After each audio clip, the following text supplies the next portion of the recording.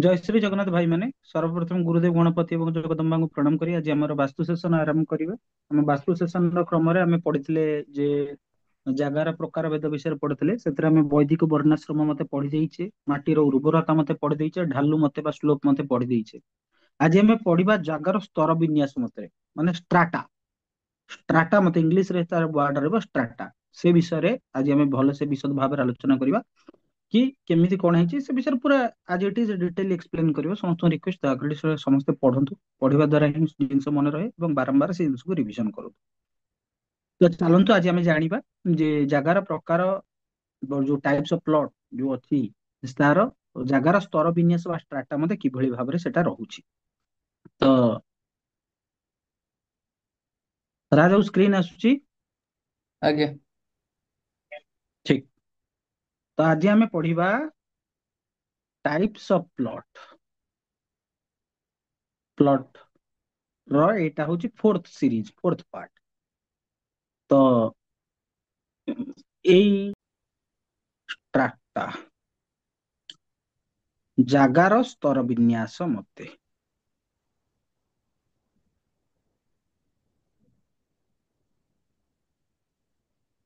ଆଚ୍ଛା, ସର୍ବପ୍ରଥମ କଥା ହେଲା ମଣିଷ ଯେତେବେଳେ କୌଣସି ଜାଗାରେ ଘର କରିବ ସେଇଟା ତ ମାଟି ଉପରେ ହିଁ କରିବ। ତେଣୁ ମାଟି ଉପରେ ଯଦି ମାଟିଟା ଫପସା ରହିଥିବ ତାହେଲେ ସେ ଜାଗାରେ ଘର କଲେ ଘର ଦବିକି ଫାଟିଯାଏ। ଯଦି ପାଣିଆ ଜାଗା ଥିବ ତାହେଲେ ସେ ଜାଗାରେ ଫାଟିଯାଏ। ତେଣୁ ମାଟିର ସ୍ତରଟା ଉପରେ ଘରର ବଜନଟା ମାନେ ଓଜନଟା ଡିପେଣ୍ଡ କରେ।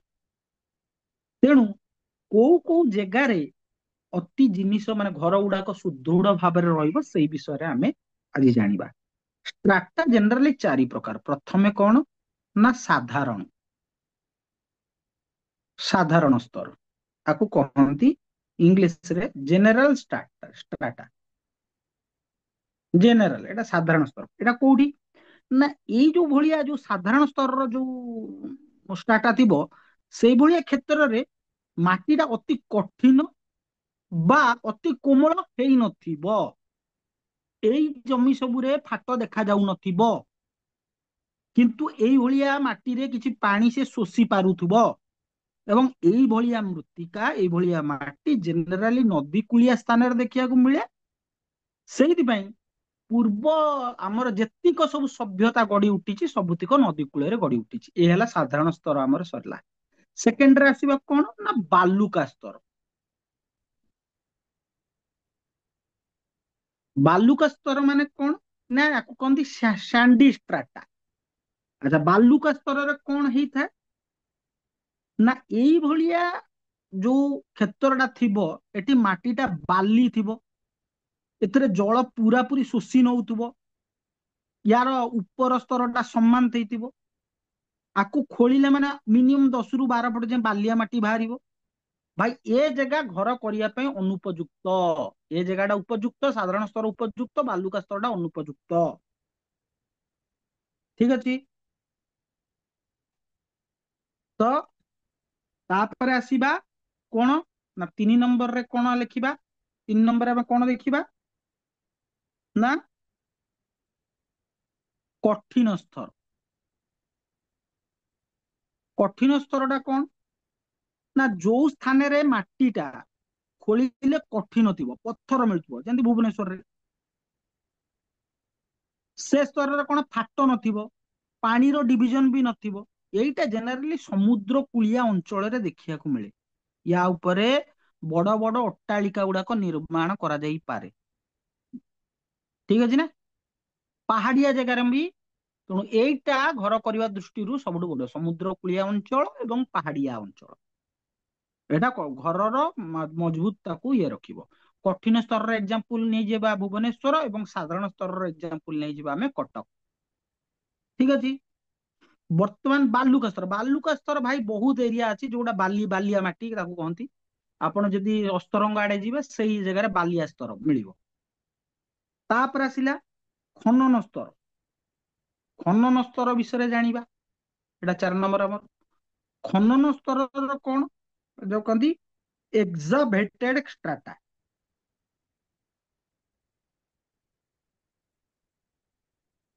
ଠିକ ଅଛି। ଏଇଠି ଜାଗାର ବିଭିନ୍ନ ସ୍ତର ବାଟି ଏଇ କ୍ଷେତ୍ରରେ ବିଭିନ୍ନ ସ୍ତର ମଧ୍ୟରେ ଖାଲି ସ୍ଥାନ ଥାଏ, ତେଣୁ ସେଟାକୁ ଖନନ ଭୂମି କୁହାଯାଏ। ଏଇ କ୍ଷେତ୍ରରେ ମିନିମମ୍ 15-20 ଫୁଟ ପର୍ଯ୍ୟନ୍ତ ଜଳ ପଶି ପାରିବ।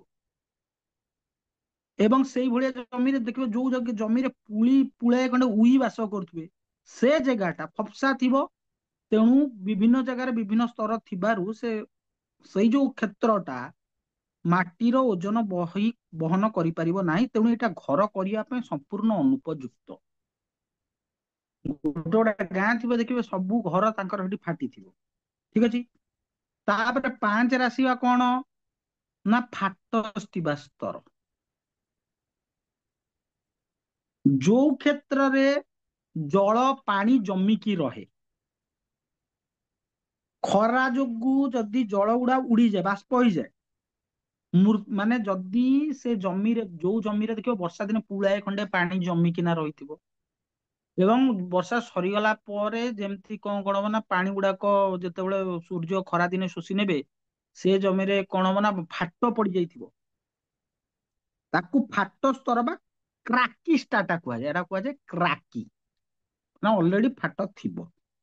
ସେଥିରେ କଣ ଜଳ ଶୋଷଣ କରିବ, ମାନେ ଜଳକୁ ଶୋଷିବାର କ୍ଷମତା ସେତେ ଅଧିକା ନଥାଏ, କାରଣ ପାଣି ଜମିକି ରହେ ନା।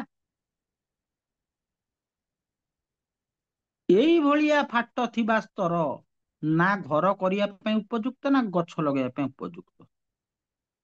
ତାପରେ ଆସିଲା ଏଇ ଯୋଉ ଚାରିଟା ତମେ ଜାଣିଲ, ଏଇ ଯୋଉ ପାଞ୍ଚଟି ଜାଣିଲ, ଗୋଟେ ହେଲା ସାଧାରଣ ସ୍ତର, ଗୋଟେ ବାଲୁକା ସ୍ତର, ଗୋଟେ କଠିନ ସ୍ତର, ଖନନ ସ୍ତର, ଫାଟ ଥିବା ସ୍ତର। ସବୁଠୁ 1 ନମ୍ବରରେ ରହିବ କଠିନ ସ୍ତର, ଘରର ଓଜନ ସମ୍ଭାଳିବା ପାଇଁ। ସେକେଣ୍ଡରେ ରହିବ ସାଧାରଣ ସ୍ତର। ଥାର୍ଡରେ ଯଦି କିଛି ପୁରା ଆଉ କିଛି ଜେଗା ନାହିଁ, ତାହେଲେ କ୍ରାକିଂରେ କରାଯାଇପାରେ, ଲୋକମାନେ କରୁଛନ୍ତି। ଆଉ ଏବେ ଦେଖିବ ଗୋଟେ ଗହିର ଥିଲା, ସେ ଜାଗାରେ ଘର କରିକି ସବୁ କଲେଣି, ସବୁ ଘର ଗୁଡା ଫାଟିଛି, କିନ୍ତୁ ବିଲ୍ଡର ନେଇକି ଘର କରିସାରିଲାଣି। ତେଣୁ ସେ ଜାଗା ତ ଫାଟ କ୍ରାକି ଜାଗା ଗୁଡାକ ଯୋଉ ଘର ଗୁଡା ଫାଟୁଛି, କିନ୍ତୁ ଲୋକମାନେ ରହୁଛନ୍ତି, ଆଉ କଣ କରିବେ, ଲୋକ ଜନସଂଖ୍ୟା ତ ବଢୁଛି।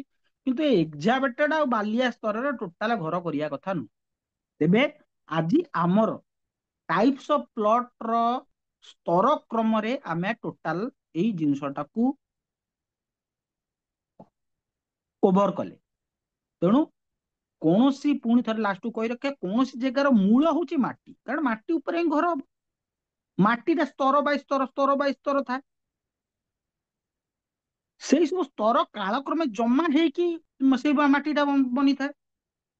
ତେଣୁ ଯେତେବେଳେ ମାଟି ଜମା ହେଇ ହେଇ ଷ୍ଟ୍ରଙ୍ଗ ହବ, ସିଏ ସିନା ଘରର ଓଜନ ସମ୍ଭାଳି ପାରିବ। ଆଉ ଯଦି ମାଟି ଷ୍ଟ୍ରଙ୍ଗ ନଥିବ, ଘରର ଓଜନ ସେ ସମ୍ଭାଳି ପାରିବ ନାହିଁ। ଏଇଟା ହେଲା ଗୋଟେ ସାଧାରଣ ଆଇଡିଆ ମୁଁ ଆପଣ ମାନଙ୍କୁ ଦେଲି। ତ ଆଜିର ସେସନ ପାଇଁ ଏତିକି। ଆମକୁ ମୁଁ ସମସ୍ତଙ୍କୁ ରିକ୍ୱେଷ୍ଟ କରିବି କି ଦୟାକରି ସେମାନେ ଟିକେ ଦୟାକରି ପାଠ ପଢନ୍ତୁ ଏବଂ ମନେ ରଖନ୍ତୁ। ସମସ୍ତଙ୍କୁ ଜୟ ଶ୍ରୀ ଜଗନ୍ନାଥ।